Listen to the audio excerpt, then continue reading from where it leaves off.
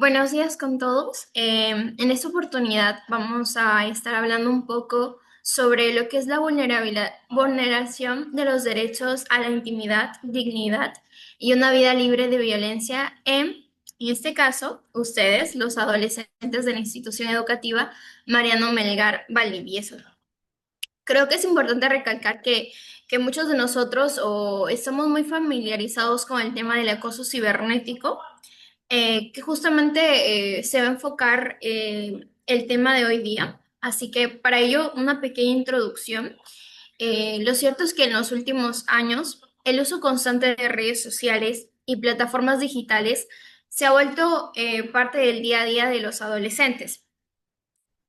Sin embargo, este entorno virtual ha generado nuevas formas de violencia que afectan especialmente a mujeres y adolescentes, en este caso la difusión, especialmente de imágenes no consentidas, que obviamente son personales o muy íntimas. Siguiente diapositiva. Bueno, ¿y en qué basamos esta investigación? Bueno, para esto tenemos el fundamento teórico y vamos a basarnos específicamente en tres derechos que se han visto vulnerados por esta problemática. Tenemos el derecho a la intimidad, el derecho a la dignidad y el derecho a una vida libre de violencia. El derecho a la intimidad es el poder que tiene toda persona de disponer de un ámbito propio y reservado de su vida personal, familiar, corporal y de información relativa a sí mismo, para que no se produzcan injerencias o divulgaciones sin su consentimiento o sin justificación legítima. También tenemos el derecho a la dignidad. La dignidad es el valor intrínseco de cada persona que surge del mero hecho de pertenecer a la humanidad y que exige que su reconocimiento, respeto y protección guíen tanto la acción individual como el orden jurídico. Y finalmente tenemos el derecho a una vida libre de violencia. El derecho a una vida libre de violencia es el derecho que poseen las personas y de modo especial las mujeres a que ningún acto u omisión cometido en razón de género les provoque daño o sufrimiento físico, psicológico, sexual, patrimonial o económico. Bien, ahora como mencionaba mi compañera, vamos a pasar a las causas de esta problemática. En primer lugar, tenemos la normalización de la violencia. Ahora, esto también ocurre en entornos familiares y sobre todo escolares en el que está enfocado esta problemática, ya que estos suelen ser invisibilizados en estos mismos espacios porque pues se ve como algo, como un juego, se están molestando entre compañeros, etcétera, y sobre todo el acoso cibernético se ha ido normalizando con el tiempo, sobre todo porque esta intimidad e integridad de los adolescentes se ha visto muy expuesta en redes sociales. En segundo lugar, tenemos la reproducción de estereotipos y roles de género. Ahora, esto, como pueden ver, refuerza la subordinación, en especial para las mujeres, niñas y adolescentes, que las hacen ver como algo pues más débil o que es una jerarquía menor. Entonces, estos tipos de estereotipos que no solamente refuerzan esta debilidad de alguno u otro género, sino que permite o favorece que la violencia sea normalizada. Y por último, tenemos la débil respuesta institucional ante las denuncias escolares. Existen leyes en nuestro país que justamente decretan que esto de denunciar en el colegio tiene que ser debidamente procesado por la institución educativa.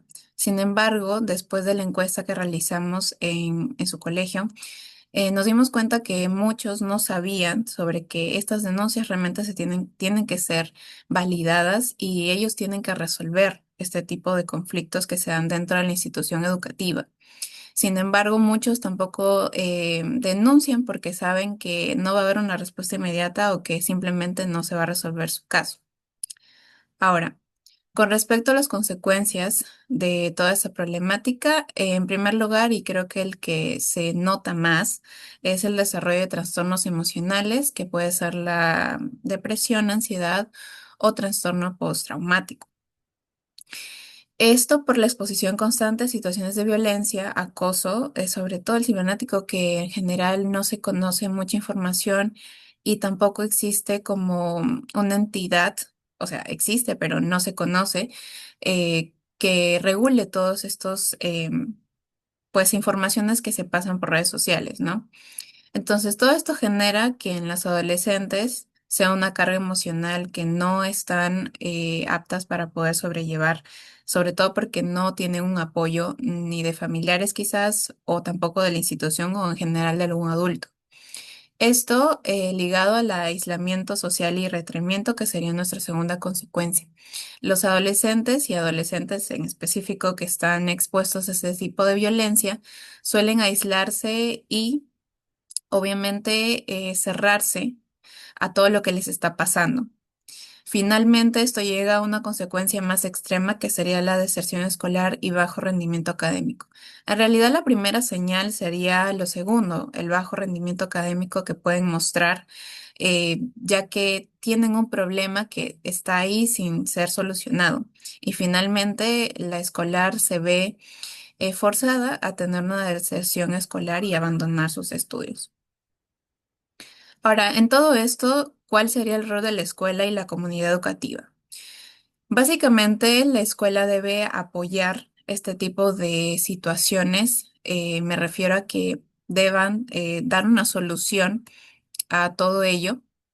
En segundo lugar, también está en sus manos dar información, cómo poder identificar este tipo de casos si es que se están dando y simplemente no sabes que es este tipo de caso de violencia o acoso.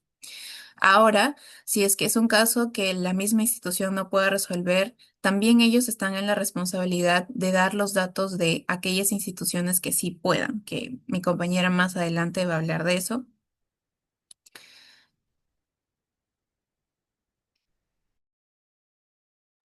Bueno, y luego de haber ya escuchado un poco sobre las causas y consecuencias, es importante ahora darles algunas recomendaciones, ¿no? Para cómo hacer frente a esta problemática, ya sea si ustedes mismos son las víctimas o si conocen a alguien cercano que está pasando por esta situación.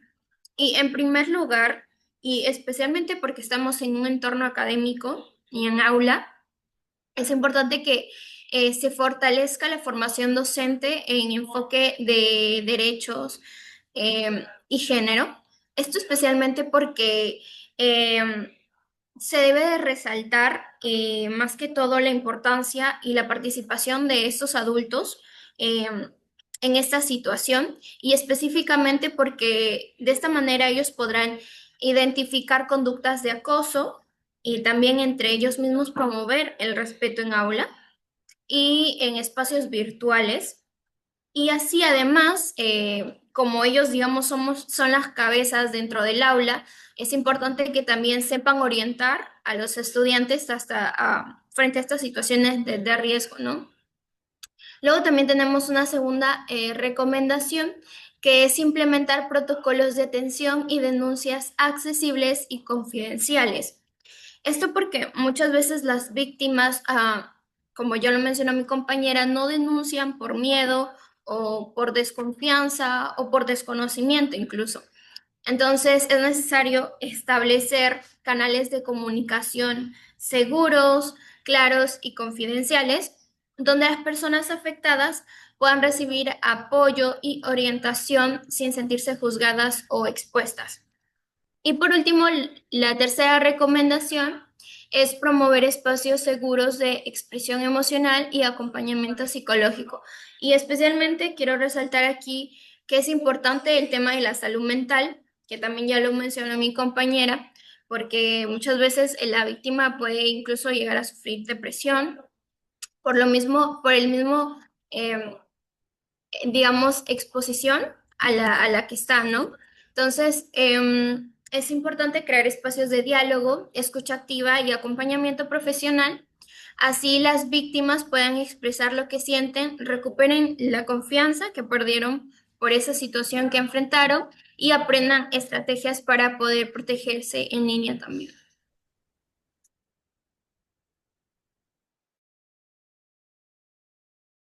Ya todo esto, muchos de ustedes se preguntarán dónde yo puedo acudir, ¿no? Entonces aquí también les traemos una lista de instituciones de apoyo y canales de denuncia. En primer lugar, tenemos a la División de Investigación de Delitos de Alta Tecnología, la Divindad. También tenemos el Ministerio de la Mujer y Poblaciones Vulnerables, el MIM. También tenemos el Sistema Especializado en Reporte de Casos sobre Violencia Escolar y también tenemos lo que es la prevención contra la explotación, abuso y acoso sexual.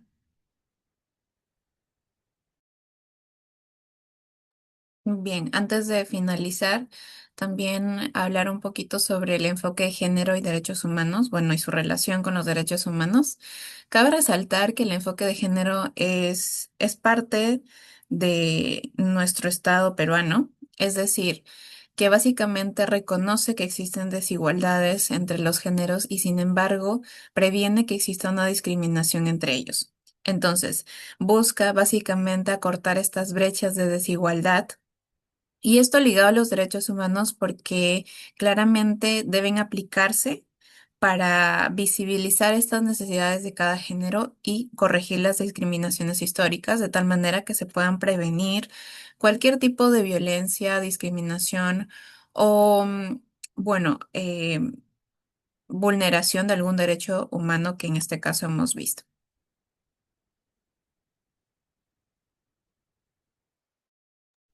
Y bueno, ya para dar cierre a esta pequeña exposición, vamos a tener una pequeña reflexión, un momento de reflexión sobre este tema especialmente, porque como sabemos, em, es muy grave y está muy presente, de hecho. Quizá alguno de nosotros lo hemos sufrido y no hemos sido conscientes de ello. Entonces, es importante recalcar que la difusión no consentida de imágenes personales es una forma grave de violencia digital que atenta especialmente con los derechos humanos de los adolescentes y especialmente este grupo porque somos nosotros y son ustedes mismos los que estamos expuestos a este tipo de situaciones por el mismo manejo frecuente de las redes sociales. Entonces, se están viendo vulnerados muchos de nuestros derechos en dicha situación. Y es por eso que el respeto por la intimidad y la dignidad de las personas es la base para una convivencia libre de violencia. Y Eh, bueno, eso es todo. Muchas gracias. muchas gracias.